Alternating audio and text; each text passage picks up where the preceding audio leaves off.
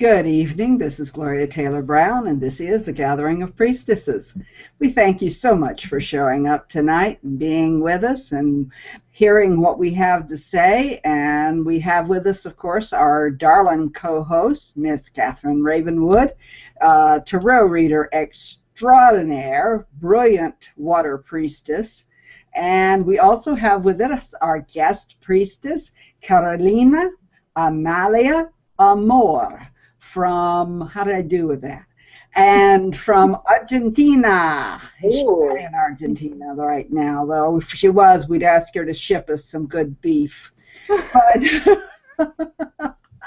yeah, some of that good wine, too. Oh, yes, that Malbec. Oh.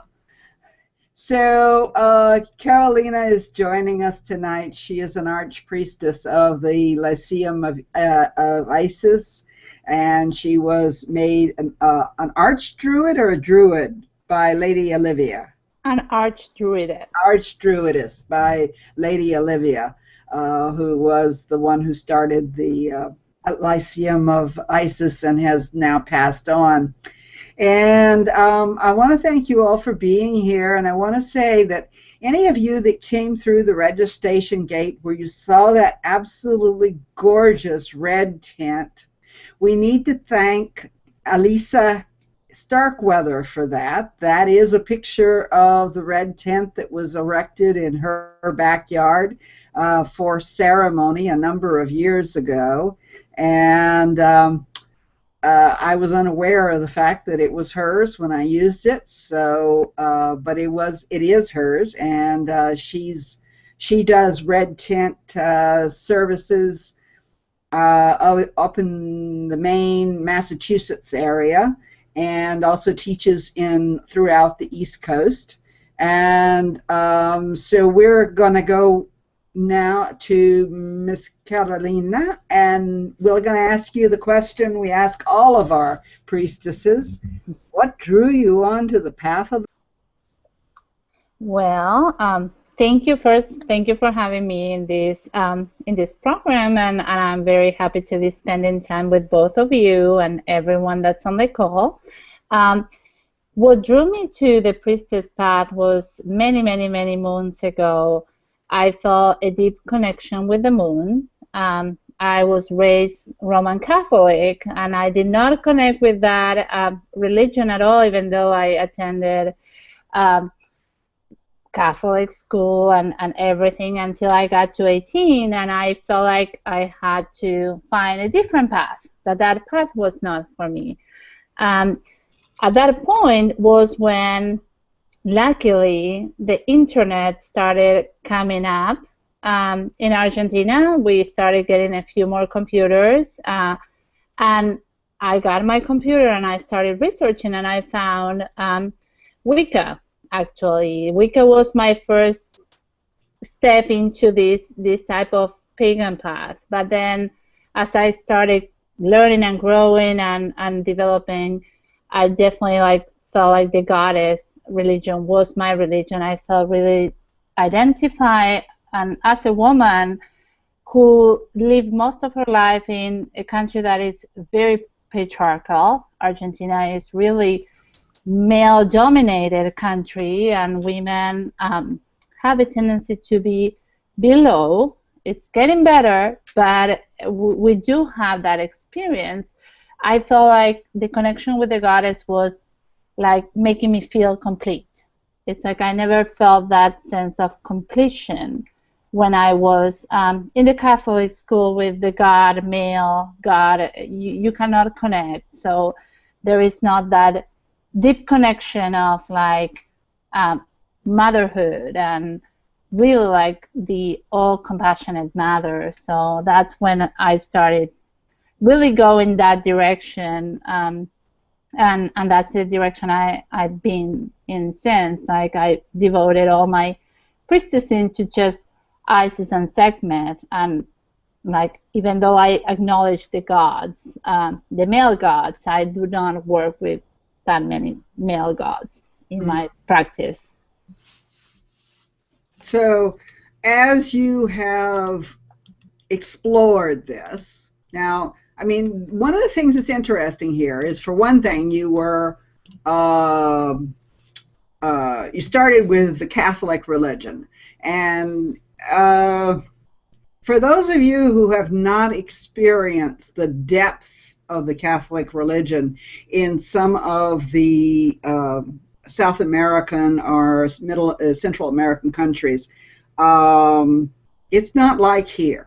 It's not you're Catholic because you were born into it and you go if you want to. You're Catholic because it's a Catholic country. Did you experience, I mean, what did your mother say? I mean, that's the, always, what did your the people around you who saw as you were changing, what was their experience? I was the black sheep. I'm the only daughter of my parents.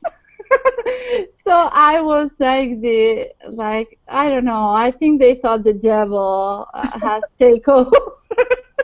took over, and now she's like, and of course at the time I had a boyfriend, and he was to blame. It's the boyfriend that is to blame because she's leaving the Catholic Church and now doing this witchy stuff, and she has candles and incense, and we don't know what's happening. Wait a minute here. The Catholic Church is the home of incense. Catholics and of candles and incense.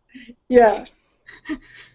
Definitely, but only in church, okay? You go and you practice in church. At home, it wasn't that much incense. So it was all weird. All the different things that I was doing were very hard and deeply hard for my mother, actually, because she was the main Catholic in the family. She always went to church and participated and had her group. And one thing that I never liked about the Catholic Church is like they do the conversion. They try to convert people into their beliefs, and I don't believe in that. I think if you find that path being fulfilling for you, it's great, but you shouldn't try to convince anyone to follow the path you're following. So that was hard for me, but it was really hard for her. My dad used to travel a lot. He traveled the world. He was a captain in a ship. So he was more open-minded into like, okay, nature, and I tried to like explain to him. And actually, he was part of all my ordinations with Lady Olivia. I was ordained like a priestess hierophant and an archdruidess, and he was present. He traveled here, so he was very supportive of my path. Now that it's been a few years, let's say that, and my mom unfortunately passed 9 years ago. So, but still, being a priestess, I really is not an easy role for any of us. I mean, we have to acknowledge that. For the majority of us, we were not raised in communities where women were part of the hierarchy of the church. And if they were part of the hierarchy of the church, it was so that they could cook the meals and serve the men. And for those of us who were raised in the even more hierarchical churches, such as you and Raven was raised in the Mormon church, stepping out and saying, hey, I believe in something different. I believe that there's something different, something that you're not teaching me here, is really a radical statement. I mean, it's as radical as, excuse the comparison, standing up in a Republican rally and saying I'm a communist. It's very, very different. And I know that and one of the things I like about Argentina is how, and throughout the Hispanic world, is how close the families are, and how family is the most important thing. And so when you were finding yourself, let's call it that, and you were exploring these new pathways. I mean, it's wonderful that your father could be at your investiture, and I'm sorry to hear that your mother has passed away, but how did you deal with the fact that you were really stepping out against your family in some ways?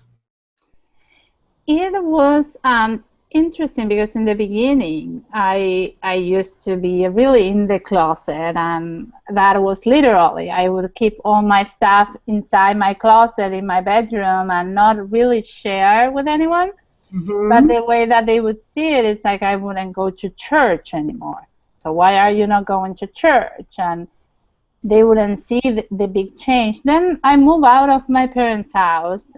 So then in my house, I was living by myself, so I could do whatever I wanted, and I wasn't sharing that much with them. And shortly after I moved to the States, I came here when I was like 23. So then in the States, I was living with my ex-husband, and I was far away and in California, and he had a cabin. So really the transition felt very natural into this path. And by the time I came back, I was just, I was a priestess, and they accepted that. It's like, oh, well, now she lives in the United States, so that must be what they believe over there. So we accepted. I am the husband. American, Californian Americans, we know they're weird.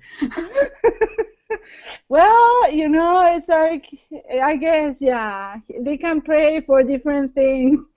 They accepted the spirituality side of it, so it was good. When I came back, they were more accepting of it. But yeah, in the beginning, it was a little bit of hiding, and really, I felt bad about the hiding, because when you hide your spiritual path, you feel like you're doing something wrong, and you are not doing anything wrong. So, and I deal with that with my students, where they live in households where, like, well, I cannot build an altar, or I cannot have really, like, a goddess figure in the open, because, I don't know, my parents or my husband will comment on it. And like I really work with people in Argentina and in all the Spanish-speaking countries, so they do have those experiences where you have to hide your altars, and it feels bad, but at least they get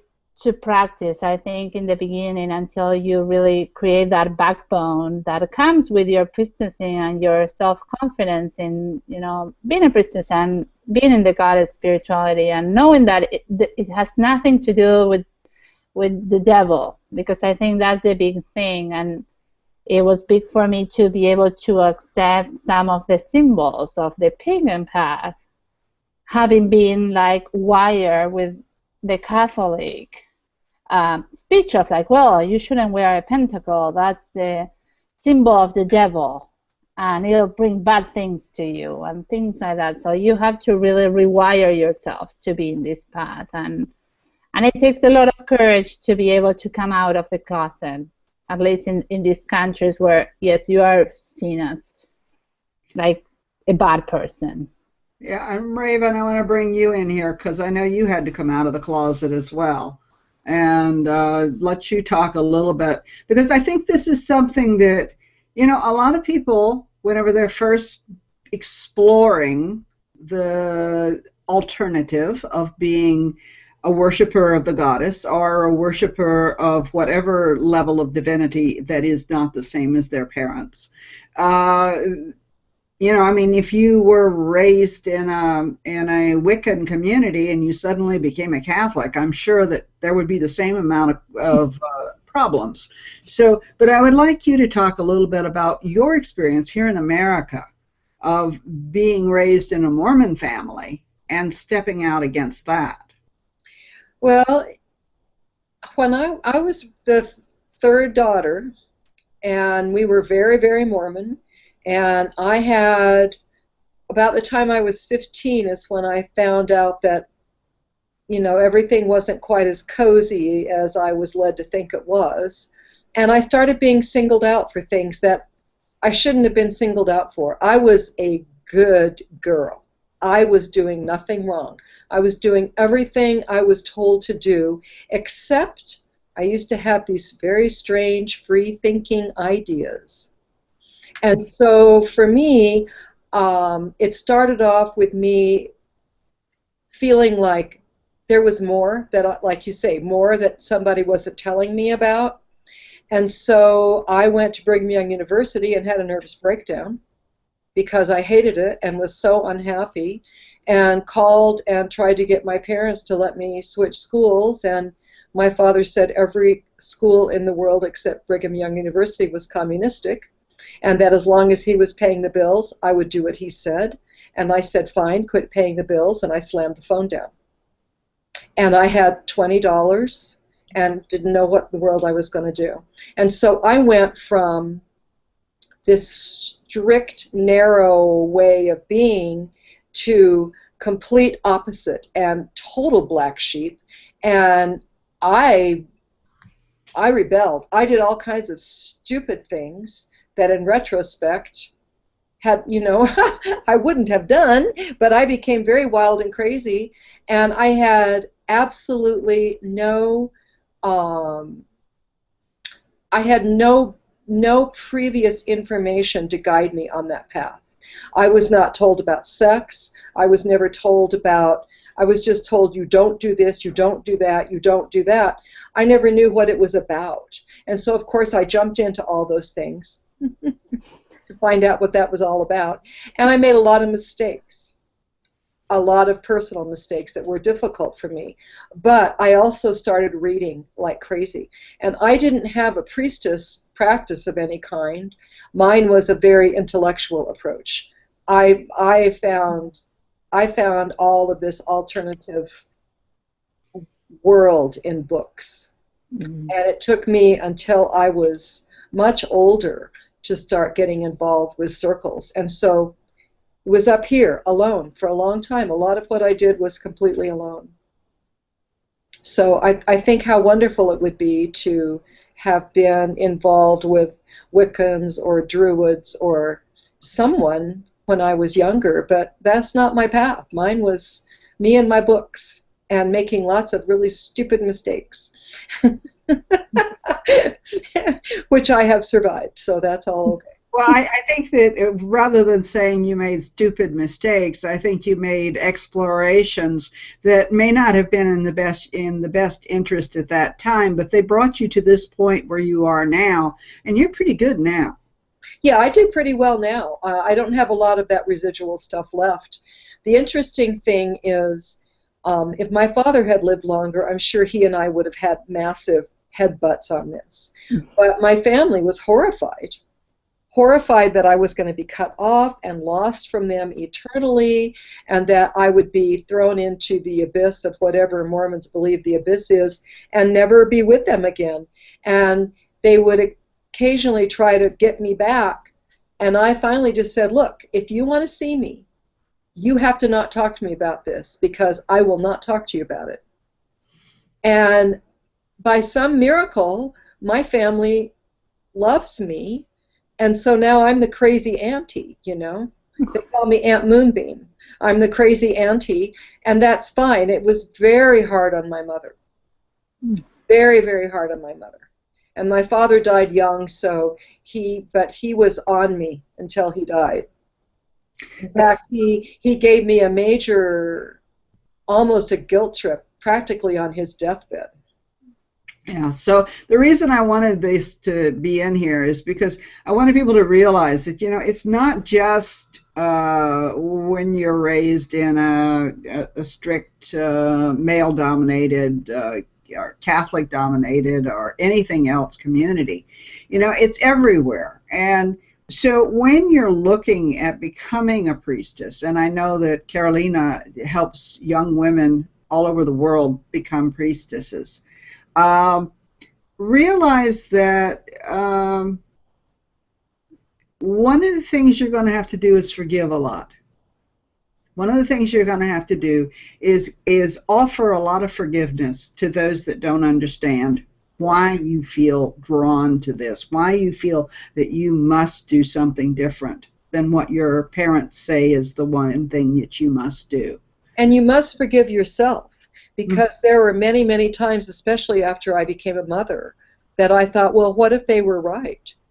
What if they were right and I've not only doomed my own soul, but now the soul of my child? What if they were right? And I had to do a lot of self-forgiveness around that, because in my heart, I believed that there was something else. But boy, that, like you say, that hardwiring, it's deep. Yeah. It's very, very deep. So, Carolina, I know that one of the things that you do, which is a total gift, and I was sort of talking with this about before we got started, is the fact that you have translated the liturgy of the Lyceum of Isis into Spanish. And as a original Spanish speaker, I would presume that that is much more beautiful and flowing than what is, you know, if Google translates something from English to Spanish, sometimes it's a really interesting translation. Google hasn't been through priestess school. Yes, it's definitely, it's funny if you read the Google translations. And I've been reading some that I was like trying to speed up some items that I have written in Spanish to translate them to English, and the things that were coming up, I was like, oh my God, how did this translate into this? We don't know. Must be something going on in those computers. But yeah, when I started the project with Lady Olivia, and I got her authorization to translate her materials to Spanish, it was really from deep of my heart that I felt like the Spanish-speaking people don't have those materials, and I did wanted to convey the message that she was giving in her writing into Spanish. So it's not a literal translation, but it is, when I'm reading those mysteries and that liturgy, what she wanted to convey with the message and put it in Spanish words. Because I do feel like there is a disconnect sometimes when people study to become a translator, that they have the rules, but having the manage of like the two languages almost as they were my first language, because I've been speaking English for a long time as well, could merge it into something that is really good, and it can feel true and have the vibration of what she wanted to put in the mystery, and not like just a literal translation that may not mean anything for a Spanish speaker reading it at the end of the day. Her materials are really hard though, because she does speak a very like old version of English, so sometimes the words don't even exist in the dictionary for translation. Well, you know, we were talking about Normandy Ellis's translation of the Egyptian Book of the Dead, which was her book of Awakening Osiris. And of course there, you know, she had no dictionary, but she had at best Budge's work on the translation of the hieroglyphics. Bless his heart. Bless his heart. Yes. Yeah. And but the emotional translation of the words is what I believe is necessary, and I'm sure this is something that you are doing, is translating not the literal words, you know, because we're not doing black magic here, where it is, you know, you must say this sound and this sound in order to make this result. We are doing the liturgy of the goddess, and she's pretty fluid, at least my experience is. She's pretty forgiving as well. So as you approach that, what is your experience? Is it similar to what I'm suggesting, or am I totally off base? Because frequently I am. No, but in this case, I think you are right on. I think it does have to do with that vibration. That's why I say if a person puts like an official translator that will translate word by word, it will not get the same message that I am getting in my translations, because I'm really trying to get to the heart of the liturgy, the meaning of the goddess and those oracles that Lady Olivia was so gifted to create, and to have those downloads from the goddess, and try to create the same vibration in Spanish, so when the person reads it in Spanish, it creates the same feeling.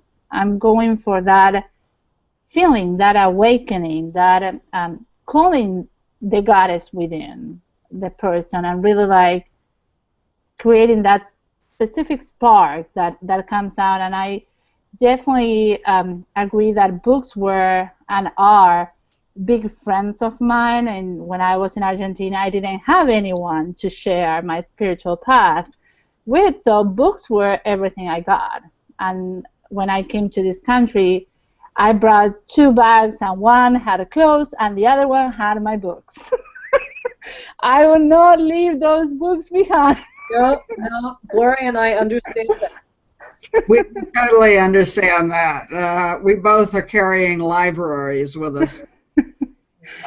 And don't get me any started on iPads, because books do not, their batteries don't run out, and you can read them no matter what is going on.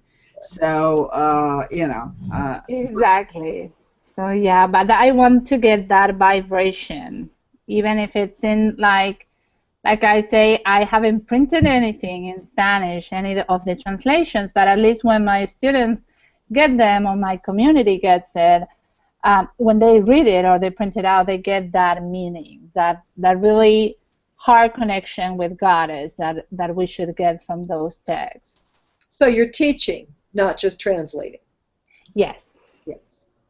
Well, I really want to support you in this, because as I said, having lived in Spanish-speaking countries and being a very poor Spanish speaker, I had numerous people come to me and want me to teach them, but my Spanish was not good enough, and their English was not good enough. And we could meet on heart space, but we could not meet on head space. And the ability to take these words and create something that creates the sound, the right sound, the right time, and the right intention, which is what magic is what you are doing, I believe. Do you have some of your liturgy there, something that you could read us that's written in Spanish? Let me look. I have my computer. I'm putting you on the spot. Raven, you have anything you can translate from Mormon for us? Well, John Lennon said yes is the answer, and the Mormons probably say no. Yeah, okay. So, we're just basically, what I want to do is support wherever people are in becoming a priestess, and I don't care what language you speak, but there is, I believe, in this world a need for more priestesses. There needs to be more women who step up and say, I represent the divine here on earth. And it is through my hands and my eyes and my mouth that I make God apparent here on earth. And I am not subjected to the rules and regulations of some master church. Because every goddess church, every woman is her own highest authority. And Lady Olivia might not agree with me on that, but I believe that wherever we stand, that's where the goddess stands. So and I want to support that. So whenever people listen to this, and when they listen to it in other countries, and we've been listened to now in over 86 countries. We've had over 10,000 views of a gathering of priestesses. When they listen to this, I want them to know that I support you whatever your language is. And I hope that you can take this information and give it in such a way that the people of your country, of your language, of your ethnic group can understand it. And having dithered around as long as I have, Carolina, did you find anything? I found the manifesto of Lady Olivia. I was trying to look for, because I do have the manual and the different items that are more like to learn about what the fellowship stands for. Okay. But let me get...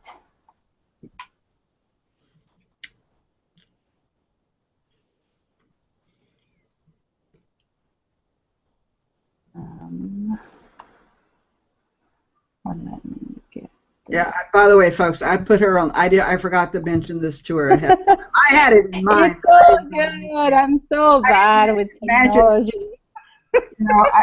It's something that I thought about because I had a woman here from this weekend from Lebanon, lovely lady, and she speaks Arabic and she speaks French and she speaks I don't know, Lebanese. I'm not sure if that's any different from Arabic, but I guess it is, and English. And we were talking about how different languages have different vibrations, and that, you know, you talk about sound healing, and there's a lot of people that do sound healing, but the sound of the words we speak are a vibration in and of themselves, and they have become invested over the years with value, even though we may not see it. And when we choose to speak with the wrong language, when we choose to speak with curse words, or when we choose to speak with words that are negative, and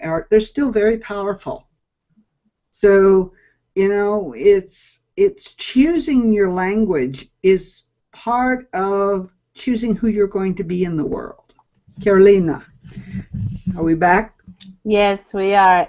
And what I'm gonna share to you is a prayer that it's really like the prayer that I saw the first time in the Tracy Regulus book, which is an Egyptian prayer. That there is Egyptian version, and there's also an English version, but I translated to Spanish because I found it very like harmonic into a daily practice. So I usually suggest my community and my students that they do this prayer, and the way it goes is it says, despierta, despierta, despierta, despierta en paz, diosa de la paz, levántate en paz, levántate en belleza, diosa de la vida, hermosa en los cielos, paz en los cielos, paz en la tierra.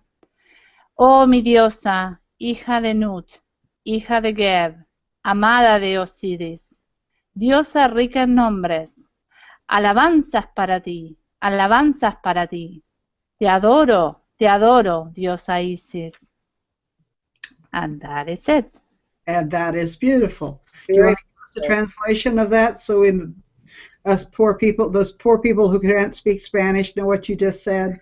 Yes, it is awake, awake, awake, awake in peace, goddess of peace, raised in peace, raised in beauty, goddess of life, beautiful in heaven, heaven is in peace, earth is in peace, O goddess, daughter of Nut, daughter of Geb, beloved of Osiris, goddess rich in names, all praise to you, all praise to you. I adore you, Lady Isis. I must say it sounds much better in Spanish. Very beautiful. Very beautiful. I think it's a lovely poem, but it sounds much better in Spanish. Very Yeah, you know, that is, it's true. You know, I listen sometimes to people who speak foreign languages.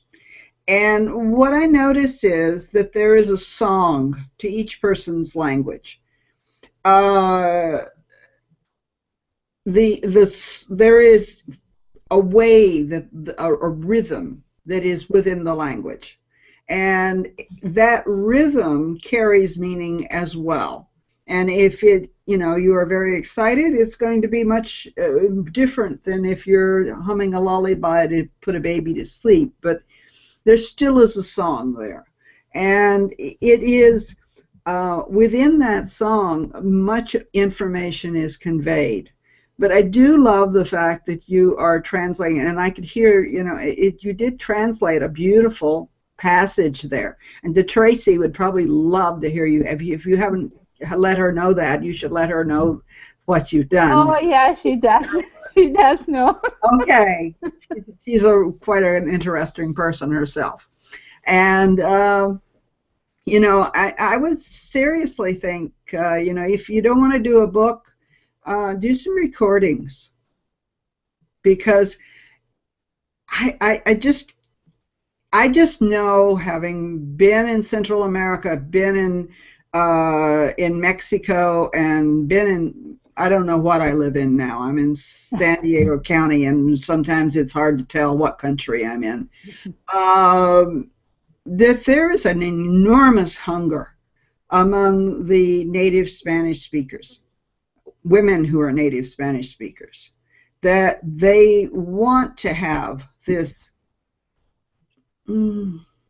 tradition that they feel has been stolen from them.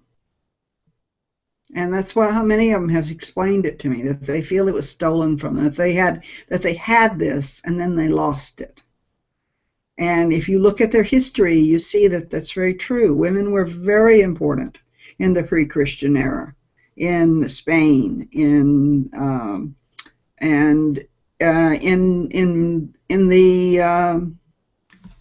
the traditions of the Native Americans, wherever they may be, whichever level, there was a tradition there of goddesses, and that's been stolen as well. So when we bring these things back, when we bring back this wisdom and knowledge, sometimes we are remembering, I guess is the best word I would think, a time that was before.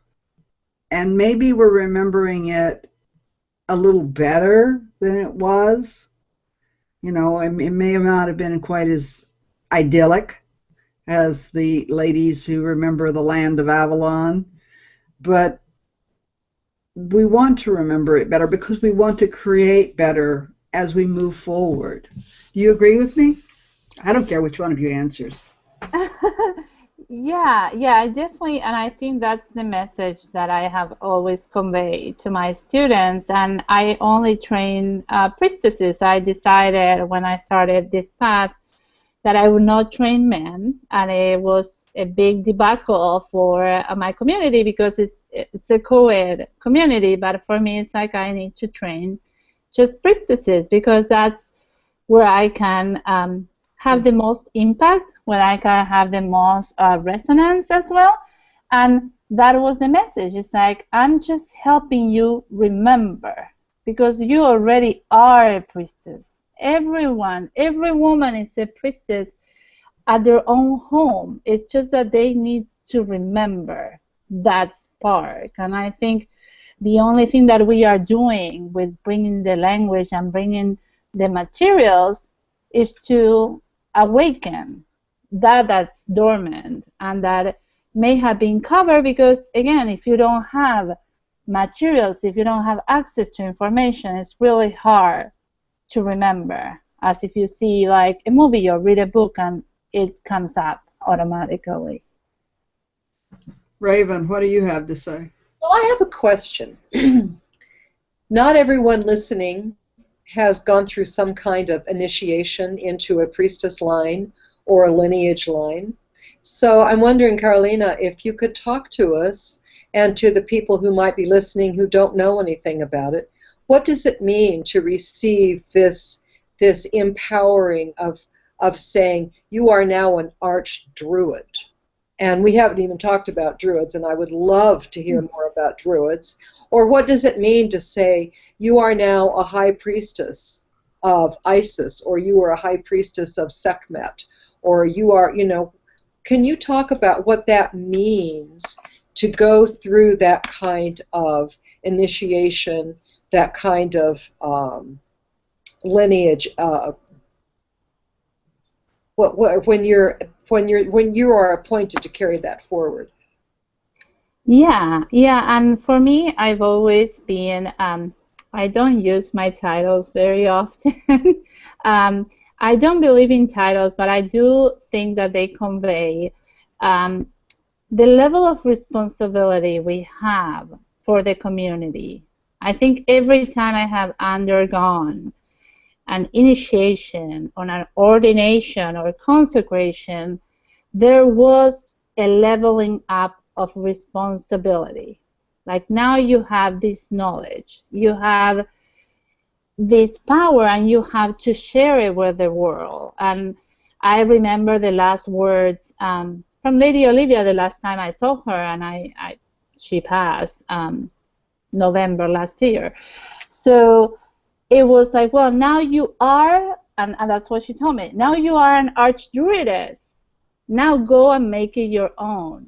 But you have to go and give it to the people. Give it to the people in Spain. Give it to the people in your language. But it's now your responsibility. And I think it's not a responsibility we have to take lightly. I think many people go through ordinations and things, and they are really not thinking. So one message that I always give is, this is a path of devotion. It's not a path of fame. It's not a path of like stardom.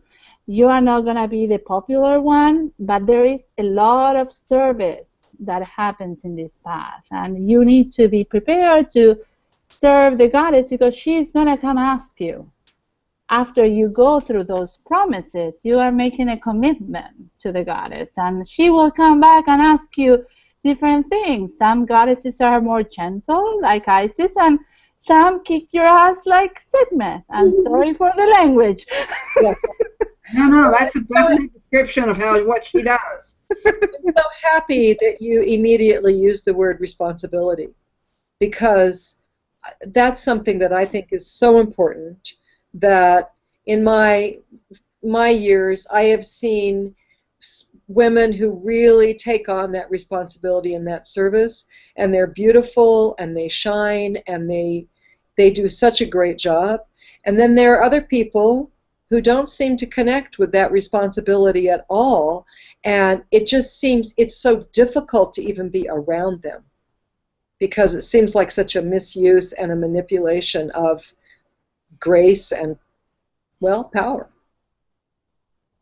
So very happy to hear you say that.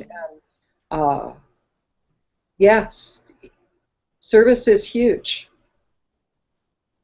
and a lot of it is alone. Mm-hmm. Yeah. Well, thank you. And do speak a little. I mean, the Druids are not necessarily antithetical to the Spanish tradition, but they are very different from the Spanish tradition. How do you relate to the Druids? Just tell us about what it is to be a Druid, because I think people have an idea of, gnarly-looking old men in robes being asleep under trees or doing magic with trees. So tell us more about Druidism. Okay. Yeah, that is the picture, right? The trees. But for me, to be a Druid is to be one with nature. And that path, I went through the goddess path for the longest time, and then I got in touch with the Druid path after connecting with Lady Olivia. And that brought me out of my mainly book-oriented, very intellectual type of practice to a more connecting with nature, connecting with the elements, making sure that I help people like really get out of the technology-oriented world that we live today and reconnect with Mother Nature. Because I think we are missing a lot of like the energy. Right now people live with the phone, with the computer, with the television. Like, they don't even know what it is to go outside and hike and see the messages that the birds bring you, the insects, the trees, the leaves. Like, you have to, like, Spirit and Goddess is trying to communicate with us all day long, but we are so focused now in the technology that we are like zombies walking this earth. We're just really disconnected, and that's part of what, like, for me, the Druid path brought back to me, because I was very attached, like living in Argentina, and all my connection was with the internet. Like, I felt like, oh, Goddess is in the internet. Now everything is based there. But then coming here and connecting with that path and going out and connecting with the water, connecting with the ocean, the mountains, and really feeling that energy that is present in all the different elementals that we have, and all the different, like, spirits that are present if you are open to it. But you won't see the magic if you're just so close and so, like, wire into the technology and sitting in front of the television. So I think that is my main thing when I'm teaching the Druid path. I ask people, like, hey, go, like, make like a little hole on the earth, put your feet there, just cover it and be grounded for a while, and be a tree and feel what you feel being, like, just like planted there, because it's like we need to feel, or go out in the rain and feel the rain. Don't get like, oh my God, I'm getting wet. Feel it. What is the rain telling you? Don't get like annoyed by nature, because it's just a message, and we can see it either as a cleansing or as a nuisance. And it's up to us how we see it and how we connect with that. And that's the way I see the Druid spirit of things. Thank you. Yeah, now if we want to know what the weather is, instead of walking outside, we look on our phone. What's the weather? I don't know. Let me push my phone app here. Oh, it's dark.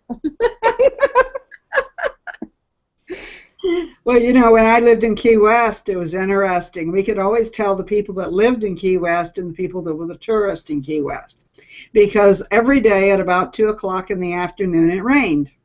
And it was pretty guaranteed it was going to rain for about 15 minutes. The people who lived in Key West, who were caught out in the rain on their bicycles or walking or wherever they were, just kept doing whatever they were doing, because they knew it was going to end in about 15 minutes and they'd be wet and then they'd be dry. The people who were the tourists down there would run for the shelter and want to get out of the way and try and stay dry, or even bring, oh my God, umbrellas. Now, the water down there is, I mean, the time that it rains is normally from between late March and, you know, the end of November. So the water, the rain that's falling is fairly warm. And the weather is fairly warm. And frankly, it feels fairly good to be wet, because you were wet already, but now you're wet with cool rainwater instead of hot sweat. And that was always, to me, was so interesting, the difference between those that live here and those that are tourists. You know, one time I was down in Old Town here in Albuquerque. My girlfriend and I went out to get some dinner, and we walked around Old Town, and it started raining big time.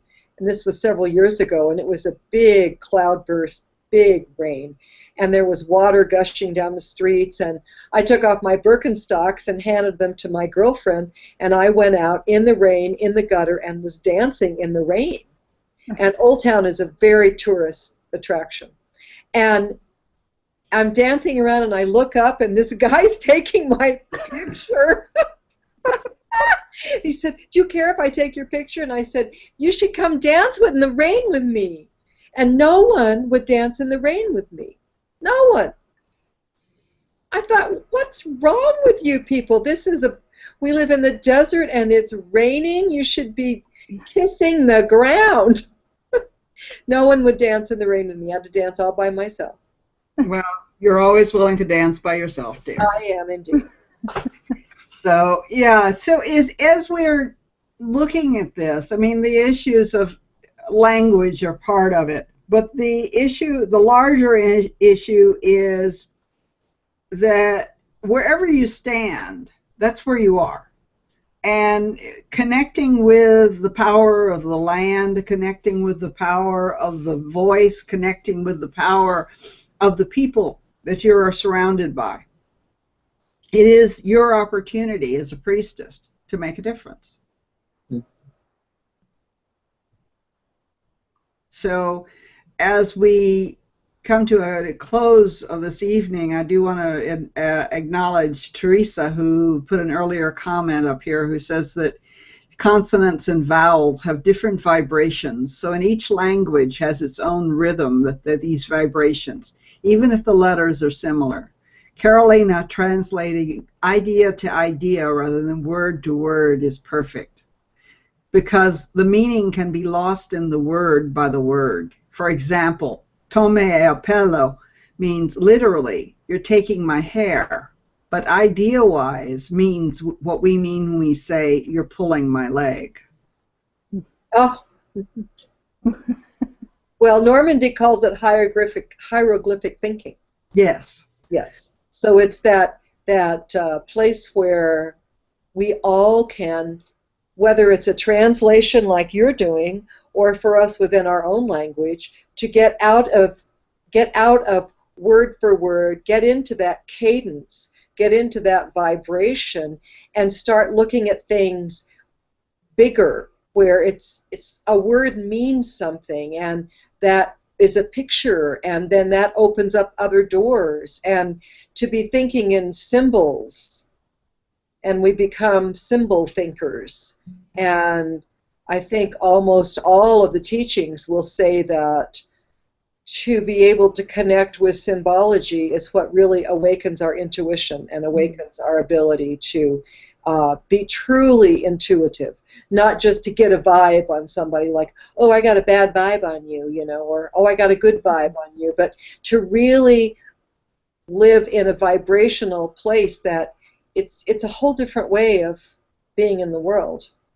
And it's hard, like you say, on the computer all the time, on the phones all the time. It's difficult. But that's where the magic is. Yes. I do think that one of the magic is that we have the ability to sit and do a conversation like this, and that this conversation can be heard all over the world. True. And I also think, and I think that's tremendous. And I also think we need to honor the fact that there's a wonderful world out there, and sometimes we should just go out inside it. Dance in the rain. Yeah. Yes. Yes, I agree with that 100%. As I said, most of my community is spread all over the world in different countries. So I definitely am very thankful for computers and all the technology, and that's something that I'm going to be talking about in the Parliament of World Religions. My presentation is going to be about like the use of technology to bring spirituality to people.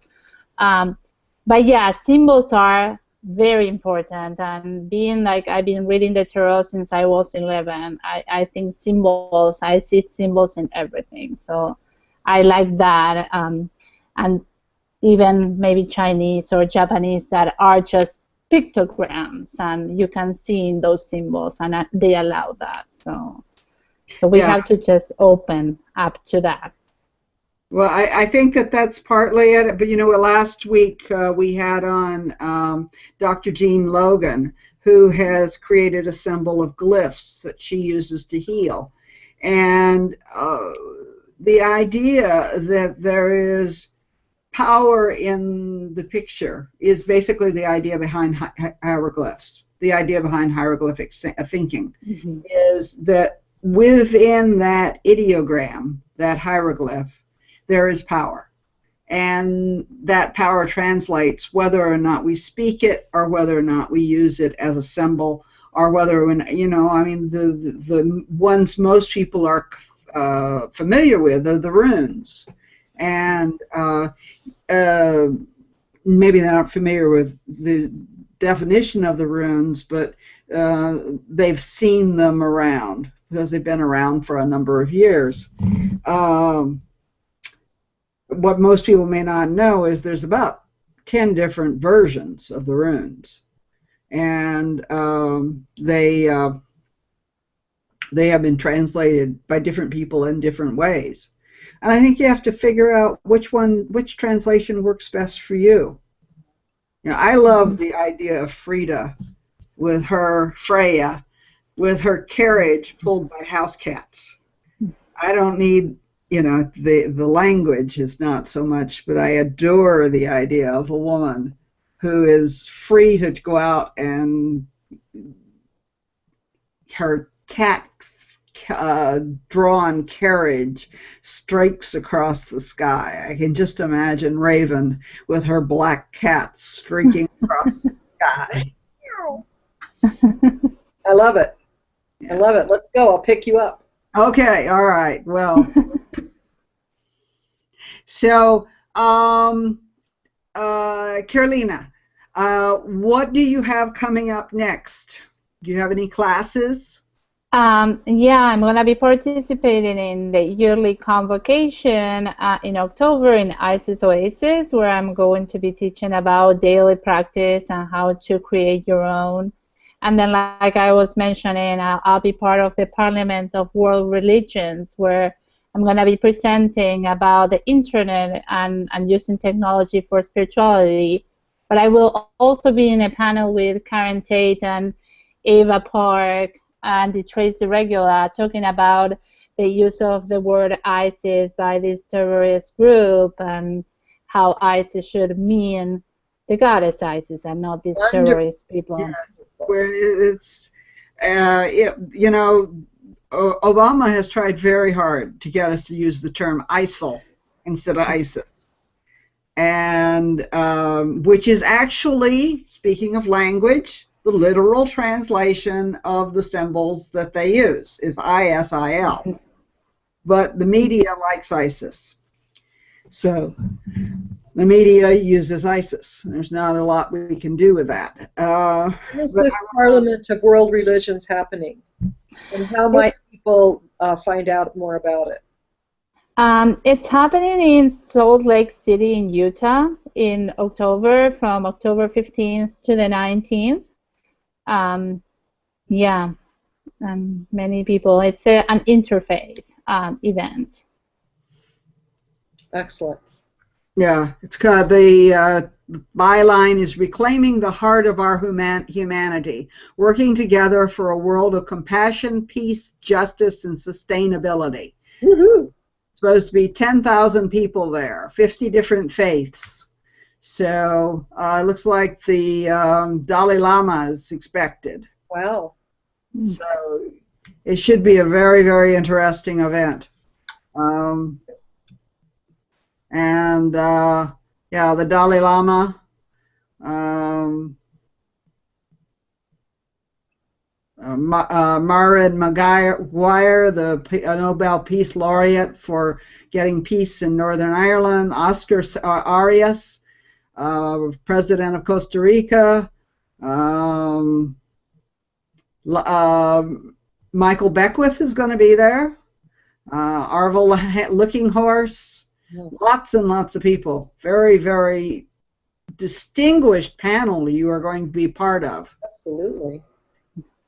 So I applaud you for your bravery in stepping forward, and I applaud you and want to encourage you that truly I do believe that publishing in Spanish, some of the work you have already done, is a really important thing to do. And if you can do it with or without the permission of the people who are living or dead, see if you get it, because I know how important it is, and I think that it's fabulous. So, Miss Raven, what are you doing these days? You've got you're off to Nevada. Yes, the end of the month I am going with Candace, not Candace, we're going down where Candace is the priestess. I am going with Ann Key and Genevieve Mitchell and Veronica Iglesias. And we're going to drive down to the Sekhmet Temple. Tammy Brunk, who is an astrologer, is going to be doing, I'm not sure exactly what, she's taking a group down there talking about she teaches a cycle of the rise and fall of Venus as Inanna, and Venus is coming up over the horizon, and Venus is in Leo, so Sekhmet is going to be rising on the horizon. So we're going to go down. We had something else scheduled that weekend, but it didn't happen. So we're going to hop in the car and drive on down there and celebrate Sekhmet rising on the horizon, which will be very good. That'll be very fun, a goddess trip. And I have my online classes through Mother House of the Goddess. My website is KatherineRavenwood.com, Kathryn Ravenwood.com. I'm still doing my tarot readings and still work at the Episcopal Church. Yeah, you're definitely multi-religion. That's what I am. I was just checking. I believe we've had a cancellation next week. So unless I get somebody in the next day or two, we're going to be dark next week. So we'll be coming back in September, on September 1st with Yolanda Robinson, who is the author of the Transformational Tarot. Oh! On September. One of my favorite decks. Yeah. Well, I love that deck. Yeah. And I know that. Right here. Okay, great. And let's see. On